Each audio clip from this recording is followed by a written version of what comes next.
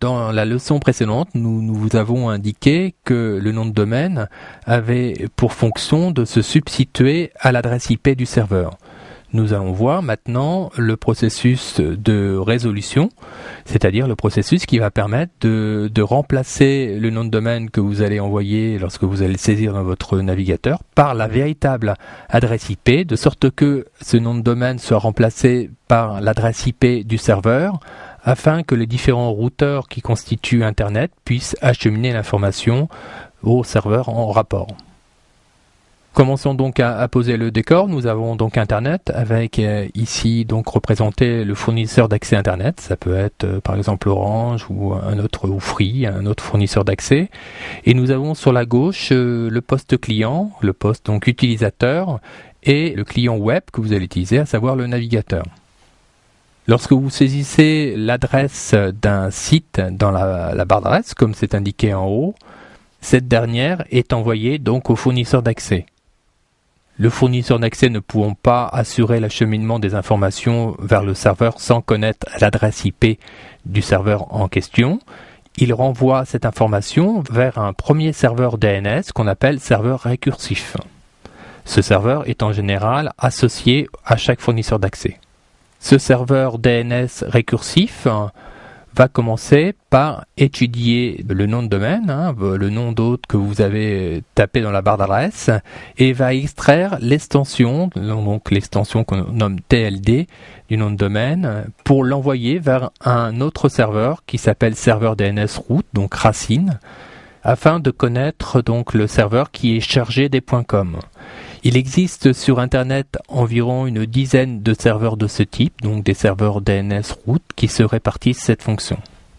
Le serveur DNS root renvoie ensuite l'adresse du serveur chargé des .com à notre serveur DNS récursif.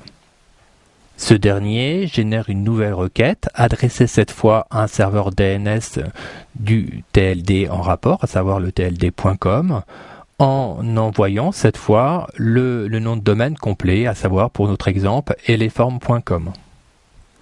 Le serveur DNS du TLD.com a à sa disposition donc une liste qui met en correspondance les différents noms de domaine avec les adresses des serveurs primaires de la zone concernée. Il renvoie donc au serveur DNS récursif l'adresse de ce serveur primaire de la zone eleform.com. À la réception de cette réponse, le serveur DNS récursif renvoie une nouvelle requête destinée cette fois au serveur DNS primaire de la zone, donc eleform.com, en incluant cette fois le sous-domaine concerné. Le serveur DNS primaire consulte alors une table qui contient donc les différents noms d'hôtes. www.eleform.com est un nom d'hôte, nous l'avions vu dans la leçon précédente. Et chaque nom d'hôte est donc dans cette table mis en correspondance avec une adresse IP précise. Cette table s'appelle la table des zones. Une fois que le serveur DNS primaire a identifié l'adresse IP au nom d'hôte www.eleform.com, il la renvoie au serveur DNS récursif.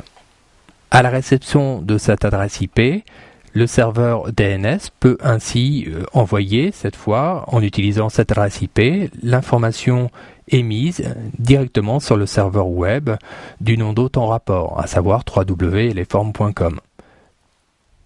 Le processus de résolution d'adresse est maintenant terminé. Nous avons donc associé à l'adresse initiale qui avait été saisie dans la barre d'adresse l'adresse IP du nom d'hôte et le dialogue entre le navigateur web du poste client et le serveur web du nom d'hôte en rapport peut commencer.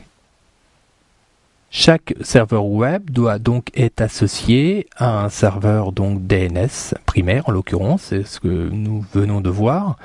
Et pour plus de sécurité, en cas de panne du serveur DNS primaire, on a coutume de créer donc un autre serveur DNS qu'on appelle DNS secondaire et qui aura pour fonction de sauvegarder donc toutes les informations du serveur primaire, à savoir la table de correspondance entre les différents noms d'hôtes et les IP de notre nom de domaine éléform.com, au cas où le serveur DNS primaire ne pourrait pas être accessible sur Internet.